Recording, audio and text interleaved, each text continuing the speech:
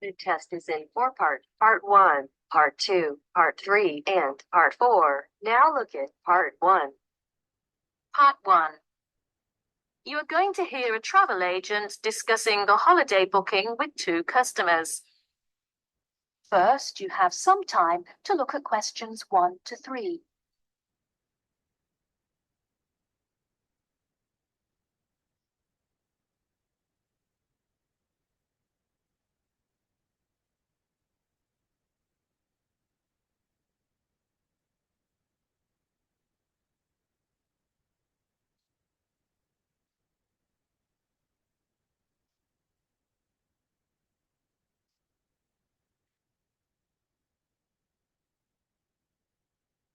Now we shall begin.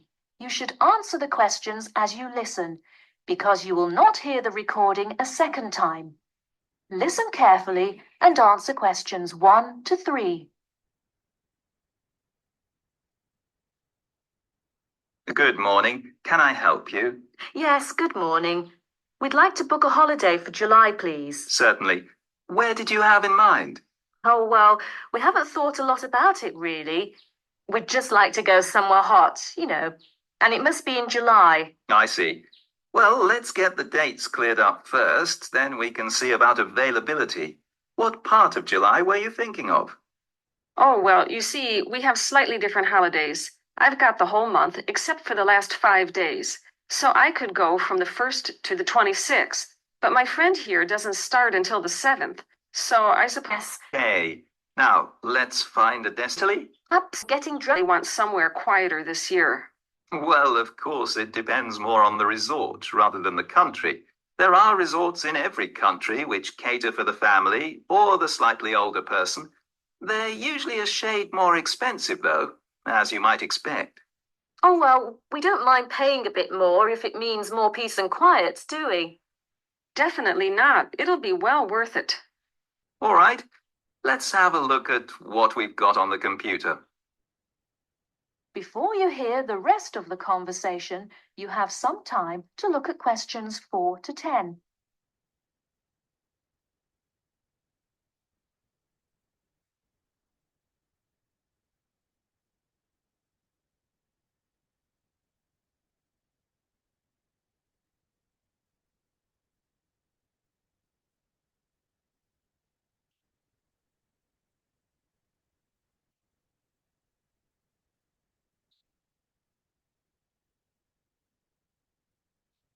Now listen and answer questions 4 to 10. July. Was it 10 or 14 nights you wanted? Oh, the fortnight, please. Right. Well, let's start with Italy. We've got 14 nights, bed and breakfast in Sorrento for £345 from Manchester on the 14th. Or we've got... No, wait a minute. That's no good for me. We wouldn't get back till the 28th, and I've got to be back at work before that. Ah, yes. Weeks, half board. How much would that be? That would be £540 from Manchester again. Well, 540. That seems too much. Well, madam, there's a surcharge for the airport, and it has a 5-star hotel. Oh, well, it's a bit over our budget, really. All right, let's try somewhere else. How about Portugal? Oh, that sounds great. We've never been there before, have we? Let's see now. We've got 14 nights in Albufeira, half board from Gatwick for £385. Albufeira. Oh, wait a minute. Did you say the flight was from London? That's right, from Gatwick. Oh, well, we'd prefer a flight from the north somewhere. Manchester, perhaps, or even Glasgow. That is the end of part 1. You now have half a minute to check your answers.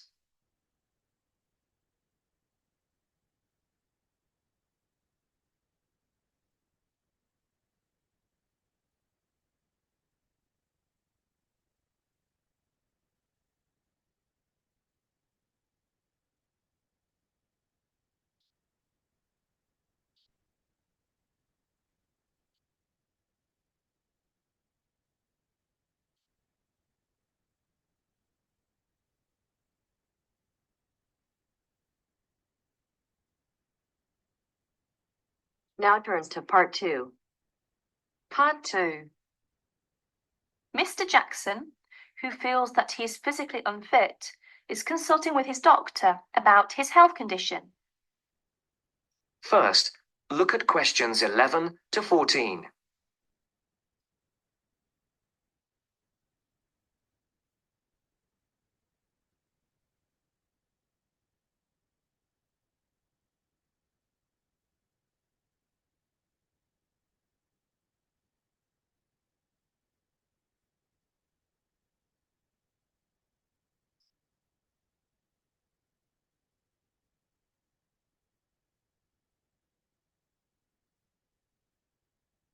Listen carefully.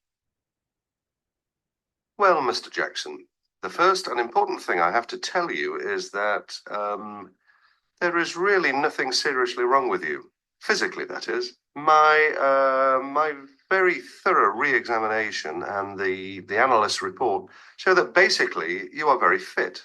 Yes, very fit.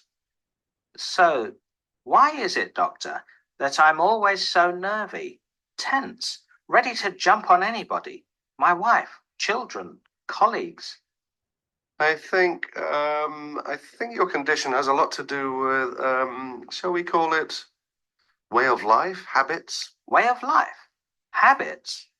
Yes. Now tell me, Mr. Jackson, you smoke, don't you? Yes, I'm afraid I do, Doctor. And rather heavily, I imagine. Well, yes. I smoke what, about 40, 50 a day, I suppose. You should do your best to stop, you know. Yes, I see. But, well, it won't be the first time. I've tried to give up smoking several times, but it's no good. You see, 50 a day is overdoing it, you must admit. You must cut down at least that. Ah, yes. I know that when you're feeling tense, you probably feel that a cigarette relaxes you. But in the long run, I do advise you to make a real effort to quit smoking. Of course, but, well, it's easy to say give it up or cut it down, but, oh, you know. Well, in my opinion, you have no choice. Either you make a real effort or there's no real chance of your feeling better. You see, well, obviously I could prescribe some kind of tranquilizer, but would that help? I'd prefer, and I'm quite sure you'll agree, I'd prefer to see you really back to normal, not just seemingly so. And that's my reason for asking you several more questions about your other habits. Right. Before the broadcast continues, look at questions 15 to 20.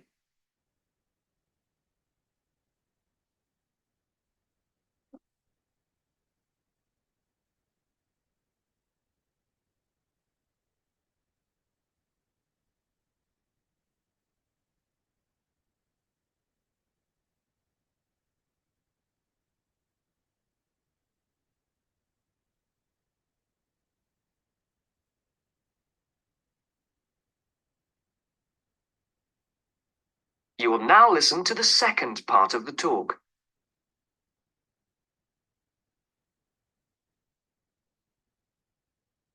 Your eating habits, for example. What do you eat normally during a normal day? Yes, well, I'm a good eater. Yes, I'd say I'm a good eater. Now let's see. Up at 8 in the morning, and my wife has a good breakfast ready. A good breakfast. The usual. A cereal followed by bacon and eggs, with fried bread and perhaps a tomato or two. Then toast and marmalade, all washed down with a couple of cups of tea. Yes, I really enjoy my breakfast. Yes. I can see you do, but I'd advise you to eat rather less. We'll come to that later. Go on. Then lunch. No, first brunch. A cup of coffee and a bun at 11. Lunch has to be quick, because there's so much to do in the office about that time. So I have a pint and a sandwich in the pub. All very hurried. Try to be in less of a hurry. But I make up for it in the evening. I get home at about 7. Dinner's around about 8. Yes, my wife's an excellent cook. Excellent. It's usually some meat dish, and we like spaghetti as a first course.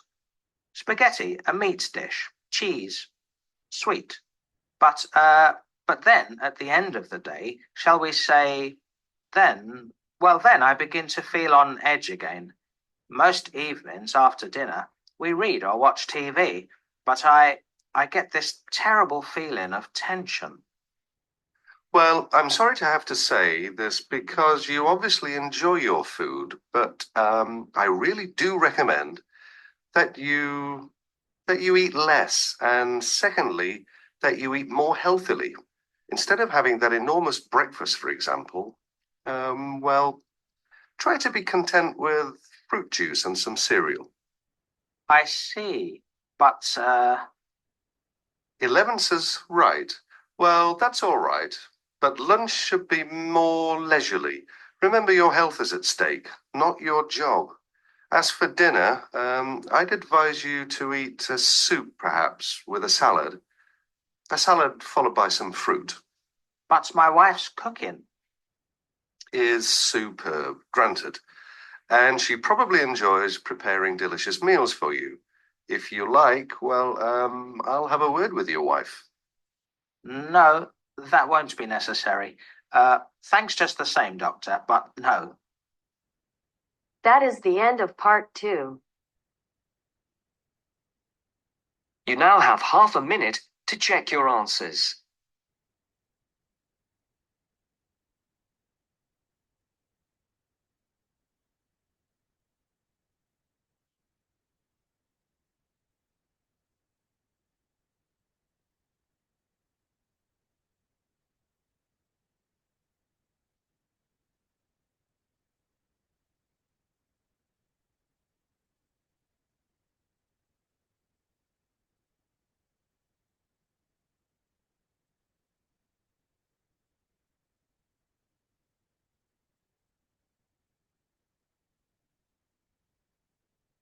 Now turns to part 3. Part 3. You will hear a female and a male student talking about the mock exams that they have just taken. First, you have some time to look at questions 21 to 25.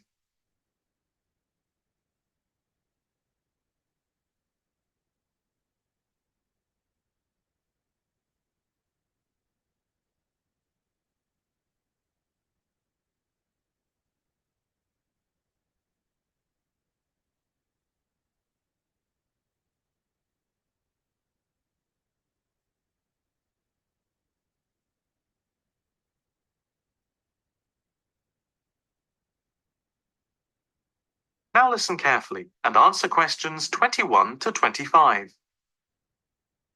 So, what did you think of the practice exams last week? You mean the mock exams? Yeah, I thought some of them were tough. They were certainly hard, and generally they were very long. Yeah, they were spread over a whole week, which made it impossible to relax. Exactly. But what did you think of each test? Of the 7 exams we did, the least enjoyable for me were the 2 3-hour essay papers. Why didn't you like the essay papers? I'm not particularly good at writing things down like that in a short space of time. And I don't think it's a good way of testing our theoretical knowledge of medicine. I'm the opposite, I'm afraid. I'm much better in the written essay exams than the other types of tests.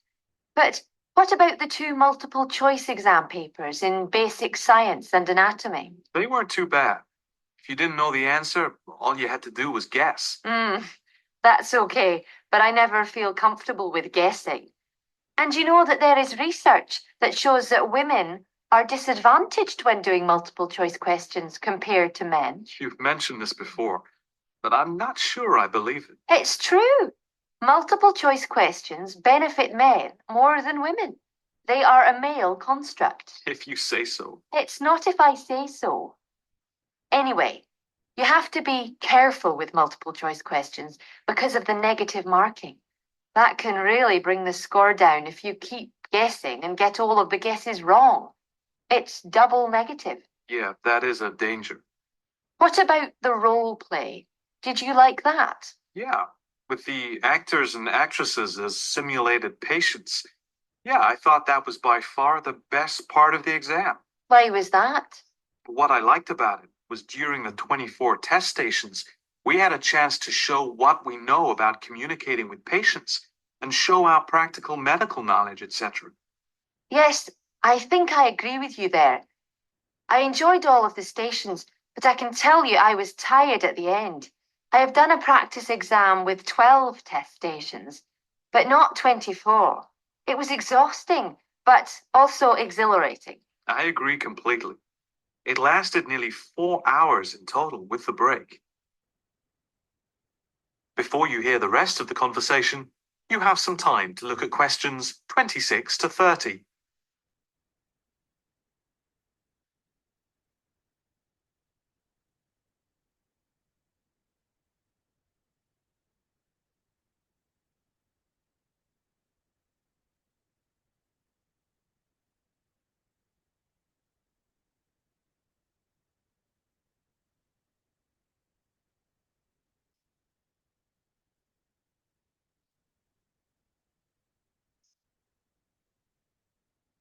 Now listen carefully and answer questions 26 to 30. What did you think of the other two exams? The two problem-solving tests? I didn't think I was going to handle them very well, but in the end, I think they went better than I thought they would. What I liked most was the test where we had to work in groups of 4, and to solve a problem, we had to prioritize actions. That was very interesting. I'm not sure that I did very well in that, though. Did you feel comfortable being in a group of 4 and having 4 examiners watching you as you discussed the problem? We did practice it several times before. You learn to forget that someone is watching you. But some people are better at speaking in group situations like that, and they get the best marks. The test doesn't just assess whether people can talk a lot. It's about showing you can listen, organize your thoughts, and then show you can be part of a team, allowing other people to speak. Well, we'll have to see how it goes. When do the results of the mocks come out? They said next week, and then it's the finals 2 weeks later. Yeah, we've got that to look forward to. What is the policy on resits? Why? Are you planning to fail? No, but, well, you know what I mean. The resits are held in September, and if there is any problem after that, it goes to appeal. We'll just have to make sure we don't fail any part of the whole examination. I certainly wouldn't want to do any of it again. Me neither. It's hard when you are not allowed to fail any of the exams. I bet they don't have that policy in any other subject. Probably not.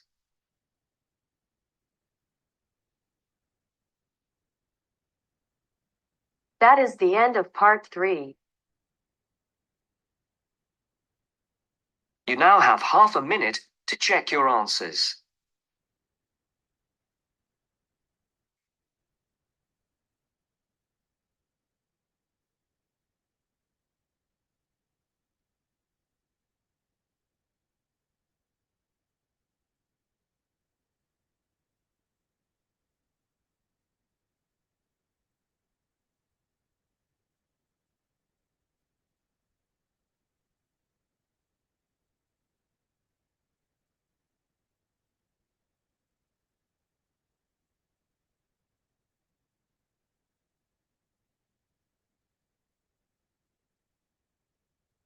Now it turns to part 4. Part 4. You're going to hear a talk about the English policeman. As you listen, complete the notes below. First, you have some time to look at questions 31 to 40.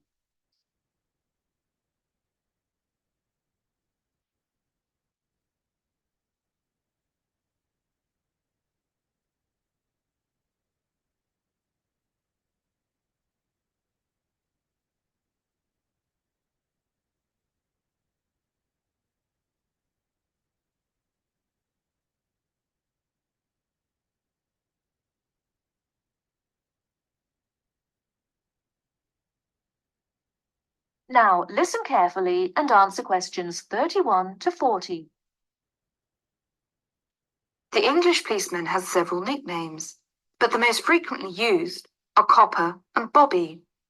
The first name comes from the verb to cop, which is also slang, meaning to take or to capture.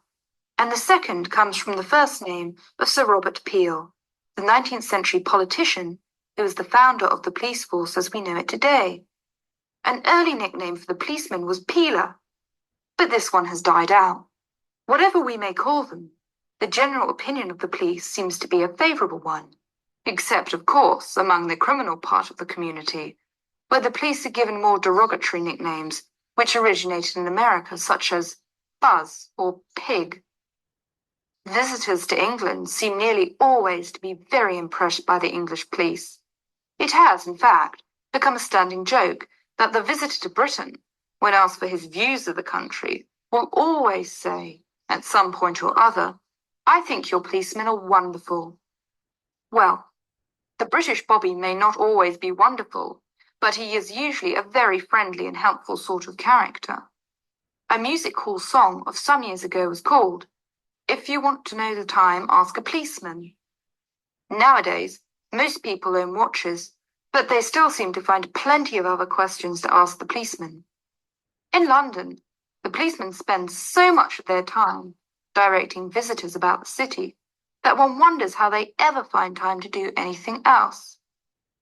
Two things are immediately noticeable to the stranger when he sees an English policeman for the first time. The first is that he does not carry a pistol, and the second is that he wears a very distinctive type of headgear, the policeman's helmet. His helmet, together with his height, enables an English policeman to be seen from a considerable distance, a fact that is not without its usefulness. From time to time it is suggested that the policeman should be given a pistol, and that his helmet should be taken from him. But both these suggestions are resisted by the majority of the public and the police themselves. However, the police have not resisted all changes. Radios, police cars, and even helicopters give them greater mobility now. The policeman's lot is not an enviable one, even in a country which prides itself on being reasonably law-abiding. But, on the whole, the English policeman fulfills his often thankless task with courtesy and good humour, and with an understanding of the fundamental fact that the police are the country's servants, and not its masters. That is the end of part 4. You now have half a minute to check your answers. Our hearts beat to the city streets. We began to feel the fire. We rise like tall buildings as the chemicals they take us higher.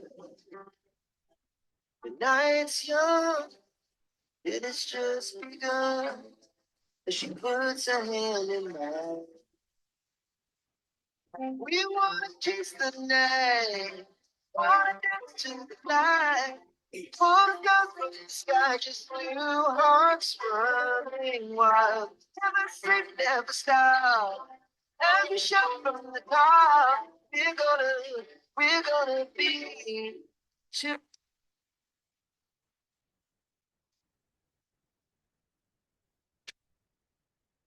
I think you everybody enjoyed this listening test and you have got a good score. Please try to comment your score, whatever you have achieved today, and try to practice for your success. So thank you all for listening. Thank you very much.